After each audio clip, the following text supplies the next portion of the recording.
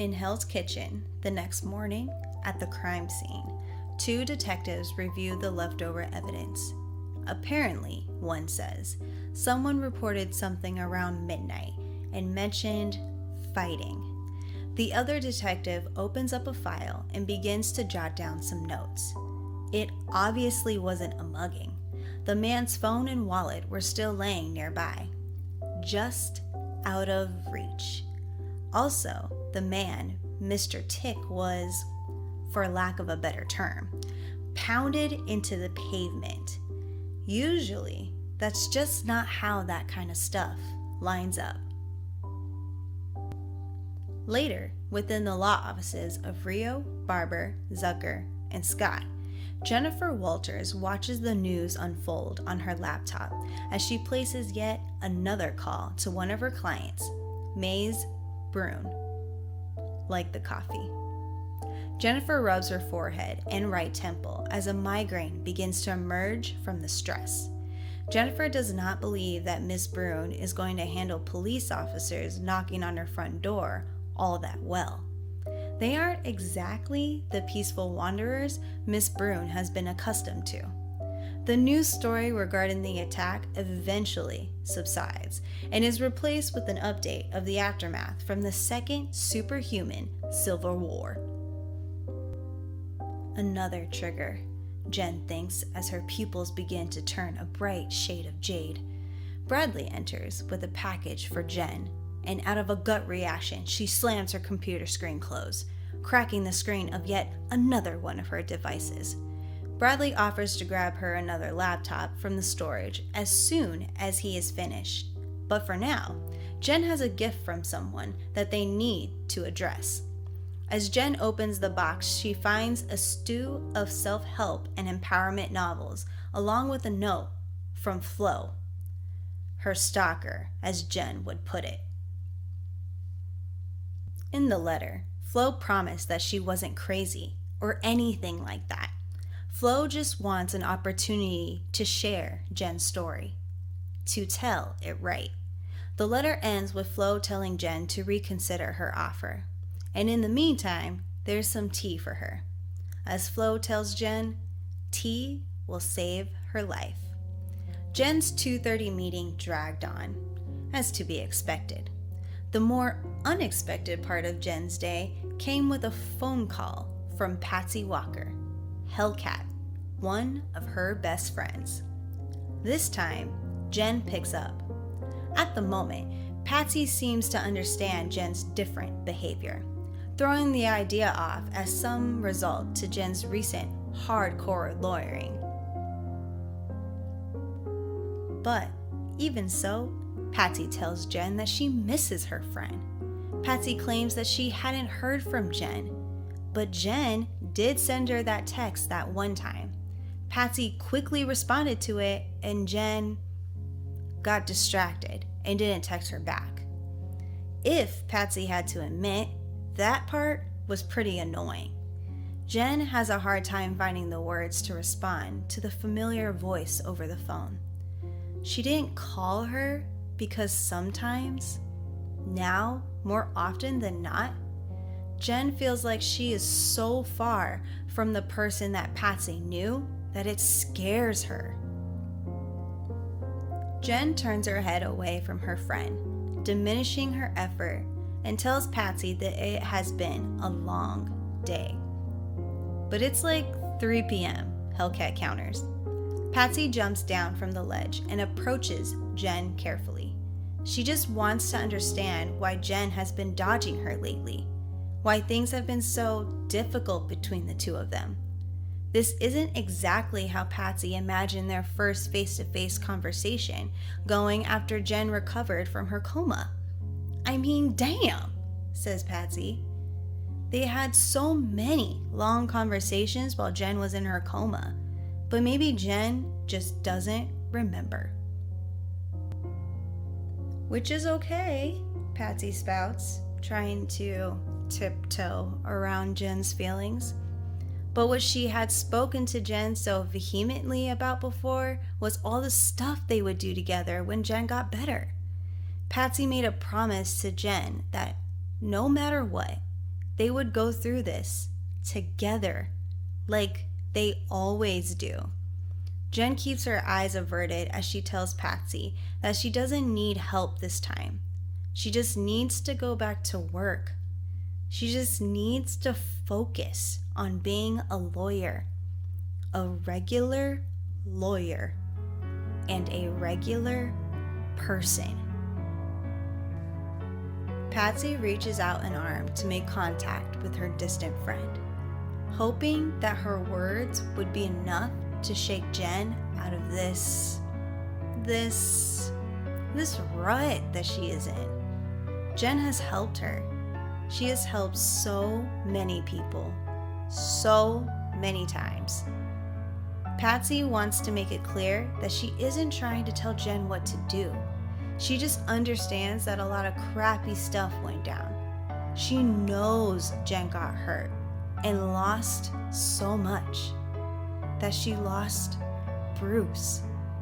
Jenn flinches at the mention of the name, and Patsy notices. Fine, she submits. She will give Jenn space. But she is not disappearing. Even if Jenn pretends that she doesn't want to see her for the next 50 years. Later, as the workday is finally wrapping up, Bradley tells Jenn that he was unsuccessful in his attempts to contact Miss Broon. He had attempted to call her every 30 minutes, but still no answer. Jenn isn't even too sure why she is so concerned with that particular client. If she is being honest, she has about a dozen more to keep her busy, so why Miss Broon? Maybe it has something to do with the fact that Maize is not who she used to be. In the past, Maize was sunny, serene. She lived, and she did something she loved with the people she cared about. She looked happy. At Maize Broon's apartment, the two detectives knock loudly. When she finally answers the door, the detectives greet Miss Broon with a litany of questions regarding the night in question. She tells the detectives that she hasn't seen Mr. Tick in perhaps a few days. She's not so good with days. But he was hitting her door really hard. Not like a threat, Maize sheepishly adds. It's just that Mr. Tick wants her to leave her home, and she doesn't actually leave her home too often, or at all if she can help it. The officers look at one another before returning their glances at the small woman. They ask her if she can tell them where she was the night before. Of course, Miss Broon complies. She was at home. As the two detectives prepare to exit the building, Miss Broon begins to panic. She sinks back into the shadows of her residence and begins to curse herself. She saw the look in their eyes. She knows they are onto her. The two detectives walk through the halls of the complex, and they are greeted by a boy with a hanging puppet.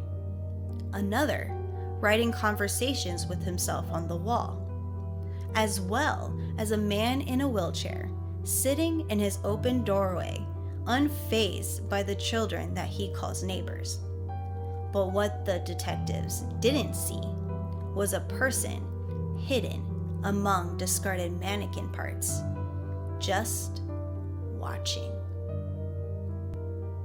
Jenn, still working on the floor of her office, cannot help but to be captivated by the mystery that is Maize Broon. Maize once hosted a podcast on wellness in the modern world. She actively volunteered in community programs. She was out in the world, making a difference. She changed lives, had the healing touch. Then, one night, she was assaulted while walking home from work, left for dead. Jenn picks up the old medical report and examines it as if it were her own. She, out of all people, knows that getting that close to death can change you. It was her partner, by the way. They did end up catching him at the end of the day, but he didn't do it directly. He paid a few men to do the job. You see, he wanted to sell the business, and, well, she didn't. Maize sinks to the floor and claws at her skull, trying to pull out a good idea. This is all going wrong. They promised that they would help. They promised. From the shadows, a voice emerges saying that it is still there, and it intends on keeping its promise. Just watch. Maize raises to her feet and creeps to the window just in time to watch the two detectives exit the building and make their way to their police car. The two detectives are currently trying to decide on where they should stop to eat. One says burgers, but the other, he doesn't know. He's feeling Chinese, or maybe sushi. The two co-workers begin to ponder as they prepare to open their respective car doors, when suddenly there is a shuffling heard in the snow. As quick as they notice the noise, the attacker had already closed in. Two blood-curdling screams echo throughout the small section of the concrete jungle. And Maize, as she sips her tepid tea, watches it all. Jen begins to clean the scattered files from around her office and begins to wrap up her day. A guy tries to kill his business partner and gets 15 years. He must have had a good lawyer. Maize missed the trial. She was in the hospital, so she never got to watch him testify as to why he decided to have her murdered, why he decided to betray his friend. At the moment, Jen doesn't know what is worse, dying or getting that close to death just to be turned around and dragged back into this world.